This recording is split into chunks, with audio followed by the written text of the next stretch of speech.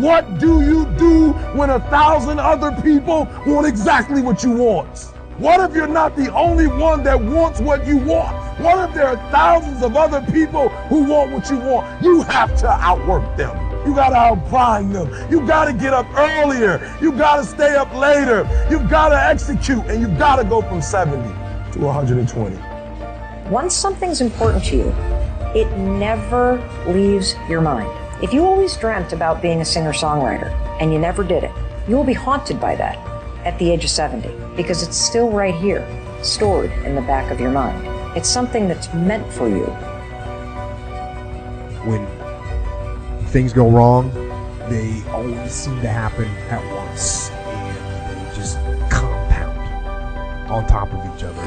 And it's pretty easy sometimes to feel beat when you're faced with all those issues and all those problems, and they all hit you at the same time. But let me tell you, that doesn't mean give up. In fact, it means the opposite. It means it's time for you to fight hard, to dig in. It means it's time for you to go on the warpath. We have a factory, a nice governor in our brain, and it's a survival mechanism. It protects us from pain and suffering. We should back off. We should sit down, find something more comfortable. And there's something about the mind. The mind has a tactical advantage at all times. At all times of your life, the mind has a tactical advantage over you. Why is that? It knows what you're afraid of. It knows your insecurities. It knows your deep, dark lies.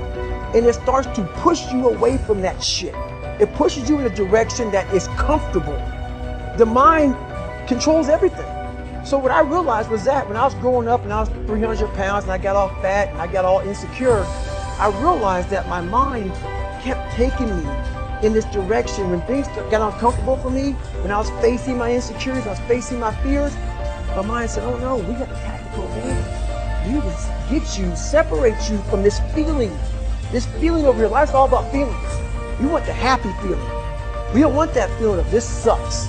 Why am I here? And you don't have any, so you can't answer those questions, so you leave. I started realizing that if in that moment, and you are now in charge of your brain versus your brain ruling you, that's where all that stuff comes from. So the 40% rule is all of that. You get to 40%, your brain says, no.